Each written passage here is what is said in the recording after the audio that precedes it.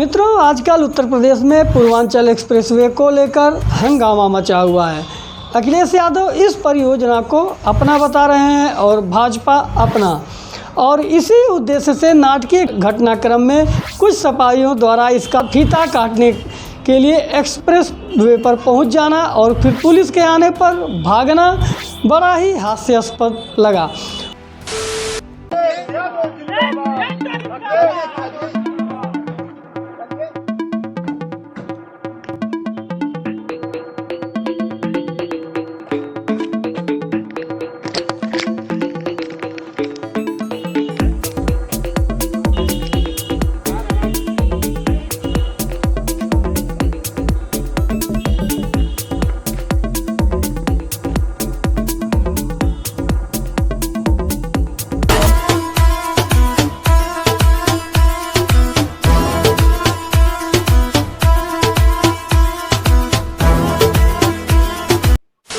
उत्तर प्रदेश की राजनीति में ऐसी हास्यास्पद स्थिति शायद ही कभी दिखी हुई हो, जिसमें विपक्ष सरकार के काम को अपना बताने के लिए इतना उतावला हो रहा हो। नमस्कार मित्रों, मैं महेश्वर यथार्थ अपने यूट्यूब चैनल पर आपका स्वागत करता हूं। मित्रों, आज हम पूर्वांचल एक्सप्रेसवे और लखनऊ मेट्रो पर चल रही राजनीति पर चर्चा करेंगे। मुख्यमंत्री योगी और मुख्यमंत्री अखिलेश की कार्यशैली, कार्य संस्कृति, रीति नीति, नीयत में यह अंतर है। अखिलेश यादव की याददाश्त संभवतः कम हो गई है या ख़त्म हो गई है, इसलिए यह याद दिलाना जरूरी है कि सितंबर 2008 में दिल्ली मेट्रो रेल प्रोजेक्ट यानी कि DMRC ने उत्तर प्रदेश की तत्कालीन बसपा सरकार के अनुरोध पर उसको राजधानी लखनऊ में मेट्रो रेल प्रोजेक्ट का खाका बनाकर सौंप दिया था। अक्टूबर 2008 को लखनऊ विकास प्राधिकरण यानी कि LDA ने DMRC के प्रोजेक्ट को हरी झंडी दिखा दी थी। फरवरी 2009 में LDA और DMRC के मध्य समझौते पर हस्ताक्षर हो गए थे। जून 2009 में DMRC ने बंगलौर की एक कंपनी को लखनऊ मेट्रो के मार्ग की ट्रैफिक रिपोर्ट बनाने का कार्य सौंप दिया था। जुलाई 2009 में DMRC ने मार्ग का जियो टेक्निकल सर्वे प्रारंभ किया। DMRC ने चरणबद्ध तरीके से अप्रैल 2010 में ट्रैफिक एंड ट्रांसपोर्टेशन रिपोर्ट, जून 2010 में रूट अलाइनमेंट प्लान रिपोर्ट, अगस्त 2010 में डिटेल्ड रूट प्लान, जुलाई 2011 में detailed project report Uttar Pradesh सरकार को सौंप दी थी। मेट्रो के पूरे मार्ग को चिन्हित करते हुए खंभे गाड़ दिए गए थे। इसके 6 महीने बाद हुए चुनाव में बसपा सत्ता से बाहर हो गई और सपा सरकार के मुख्यमंत्री बने थे अखिलेश यादव। क्योंकि मेट्रो रेल प्रोजेक्ट मुख्यमंत्री मायावती के कार्यकाल का था, उपरोक्त कार्य पूरा हो चुका था, इसलिए सत्ता में आते ही अखिलेश ने उस मेट्रो प्रोजेक्ट को ठंडे बस्ते में डालकर लगभग खारिज कर दिया। लगभग 1.25 साल तक लखनऊ की जनता को मेट्रो के विकल्प के रूप में कभी BRTC यानी कि बस रैपिड ट्रांसिट सिस्टम, कभी मोनोरेल चलाने के हसीन सपने दिखाए गए। उन हवाई सपनों के हवाई दावों की हवा निकलने में 1.25 साल गुजर गए, पता ही नहीं चला। अंततः लौट के बुद्धू घर को आए की तर्ज पर जून 2013 में अखिलेश यादव की सरकार ने लखनऊ मेट्रो रेल प्रोजेक्ट को हरी झंडी दिखाई। आज उपरोक्त विवरण इसलिए क्योंकि अखिलेश यादव को हमेशा यह दावा करते हुए आपने सुना होगा कि हमने लखनऊ को मेट्रो दी। अखिलेश यादव और सपाई फौज को यह बेशर्मी और बेईमानी शोभा नहीं देती। जिस लखनऊ मेट्रो रेल प्रोजेक्ट को वह अपनी सरकार का बताते हैं, वह केवल उनकी सरकार का नहीं है। उस प्रोजेक्ट में बराबर यानी कि 50% की साझेदार केंद्र सरकार भी है। लखनऊ मेट्रो रेल पर खर्च हुए कुल 7,000 करोड़ रुपए की राशि में से 3,500 करोड़ रुपए की राशि केंद्र की मोदी सरकार ने खर्च की है।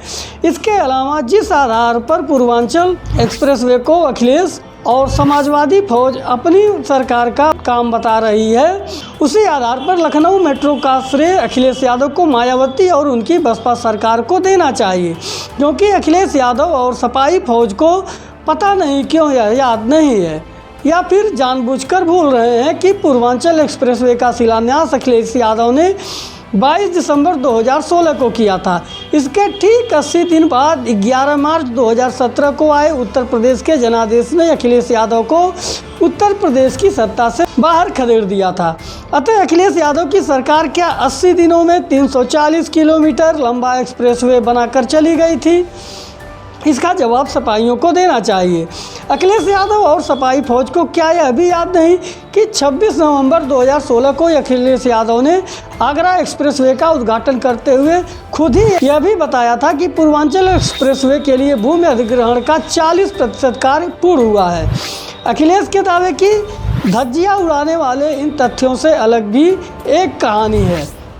लखनऊ से दिल्ली तक राजनीति और मीडिया के गलियारों में यह किस्सा बहुत चर्चित रहा है कि चाचा शिवपाल और भतीजे अखिलेश की महाभारत में निर्णायक विस्फोट इसी बात को लेकर हुआ था कि पूर्वांचल एक्सप्रेसवे का ठेका किसको दिया जाए। अखिलेश सरकार की तुलना में योगी सरकार में कम लागत के टेंडर में बना पूर्वांचल एक्सप्रेसवे यह भी स्पष्ट कर देता है कि ठेका देने को लेकर चाचा भतीजे में जंग क्यों छिड़ गई थी। अंत में योगी सरकार और अखिलेश सरकार की कार्यशैली, कार्य संस्कृति, रीति नीति, नीयत के अंतर का यह उदाहरण भी जान लीजिए। 22.87 किलोमीटर लंबे लखनऊ मेट्रो के जिस रेड लाइन कॉरिडोर को बनाने का सेहरा अपने सरकार के सिर पर बांधने की कोशिश अखिलेश यादव द्वारा की जाती है, वह कॉरिडोर 2 चरणों में बना है।